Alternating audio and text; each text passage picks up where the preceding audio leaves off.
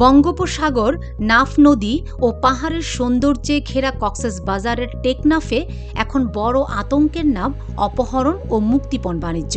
অপহরণের অভয়ারণ্য এখন টেকনাফের পাহাড়, আতঙ্কে পাহাড়ের আশপাশের কৃষক, শ্রমিক ও সাধারণ মানুষ। সীমান্তবর্তী এলাকা হওয়ায় অপহরণ দিন দিন বেড়েই চলছে টেকনাফের হোয়াংকংয়ের কাঞ্জোর পাড়ার বাসিন্দাদের। অপহরণের শিকার হয়ে মুক্তিপণ দিয়ে অনেকে ফিরে আসছেন, আবার অনেকে ফিরছেন না। তাদের মধ্যে রয়েছে শ্রমিক শফিক সহ আরও কয়েকজন। ৩ মাস পার হয়ে গেলেও সন্ধান মিলছে না অনেকেরই। কিছুদিন আগে নাফ নদীর সীমান্ত বাসিন্দারা মিয়ানমারের যুদ্ধের কারণে গোলা বারুদের বিস্ফোরণজনিত আতঙ্কে থাকত।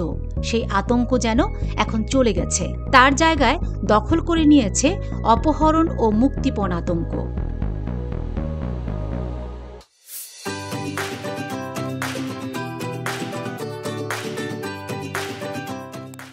দিন দিন এই ধরনের অপহরণের ঘটনা বেড়ে চললেও কোনো স্থায়ী সমাধান এখনো মিলছে না।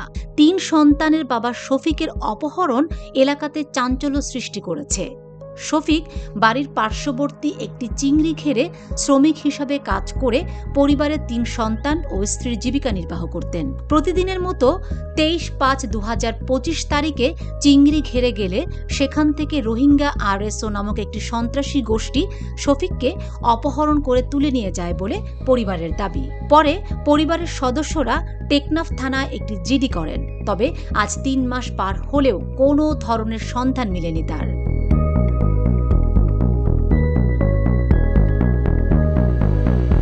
পিতার আক্ষেপের পর শফিকের স্ত্রী খালেদা বলেন, আসসালামু আলাইকুম। আজকে দিন 3 মাস 10 দিন হয়ে তুই না হাতে মানে ডাহাতে লগে 3 মাস 10 দিন আজিয়া আমি 3 বাচ্চা আছে লগে দে ফজরে তো লগে দে আর ফজরে দে রাতিয়া ফজরে মানে আর ফজর করি অনুমান করি তিন করে খাইবে আর অসহায় মানুষ তারা বলিও না পারি হলেও না পারি আর লাশও না হয়ে গেছিল তারা যাওয়ার বিচারছে প্রশাসনেরও জানাইনি বাংলা করিবার হনমত ক্ষমতা নাই মানে অভিযোগ করছে সন্তারা করছে হই না পারি চৌকে ন দেখি নামতাম শুনি বর্মায় করছে এলা শুনি দে আর সরকারিও করছে এলা শুনি দে ডাহাত গুরু ভাষা বলে মজুব বলি হোয়াইকংয়ে যেন প্রতিদিনই এসব ঘটনা ঘটছে। মোহাম্মদ সুলতানের ছেলে ইউনুস এবং মেয়ের জামাই ইব্রাহিমকেও অপহরণ করে নিয়ে গেছে রোহিঙ্গা সন্ত্রাসীরা। জমি বিক্রি করে 2 লাখ টাকা দিলেও 4 মাসেও ফেরত না দিয়ে আরও টাকা দাবি করছেন বলে অভিযোগ করেন মোহাম্মদ সুলতান। বর্তমানে তাদেরকে মায়ানমারে নিয়ে গেছে বলে দাবি পরিবারের। আমরা পাহাড়ের পাশে ক্ষেত খামার করে আসছি যুগ যুগ ধরে, তবে রোহিঙ্গা আসার পর থেকে ক্ষেত করতে গেলে আমাদেরকে অপহরণ করে নিয়ে গিয়ে নির্যাতন করে মুক্তিপণ আদায় করে।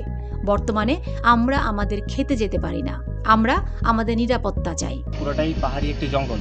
এই রোডে অপরাধের প্রবণতা খুব বেশি সবসময় হয়ে আসছে এবং অপহরণের ঘটনা ঘটে যাচ্ছে।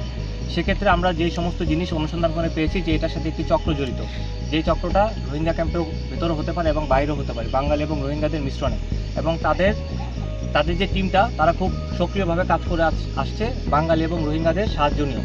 আমরা অলরেডি এই অভিযানটা পরিচালনা করার পূর্বে এবং অভিযানটি পরিচালনা করার সময় যে সমস্ত তথ্য পেয়েছি সেটার ভিত্তিতে এর সাথে যে জড়িত আছে তাদেরকে অতি সত্বর আমরা আইনের আওতায় নিয়ে আসার চেষ্টা চালাচ্ছি এবং আপনাদেরকে অবশ্যই আমরা একটা সুখবর দিতে পারব। মায়ানমার থেকে পালিয়ে এসে বাংলাদেশে বিভিন্ন ক্যাম্পে আশ্রয় নেওয়া রোহিঙ্গা ও স্থানীয় কিছু সন্ত্রাসী গোষ্ঠী অপহরণ, গুম, খুন সহ নানা ধরনের অপরাধ করে আসছে, যার প্রভাব স্থানীয় সাধারণ মানুষের উপর পড়ছে।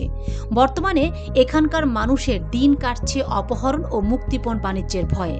গেল 1 বছরে টেকনাফের বিভিন্ন এলাকা থেকে অপহরণের শিকার হয়েছেন প্রায় 190 জন। আর টেকনাফ থানায় গেল 6 মাসে মামলা হয়েছে 30-এরও অধিক।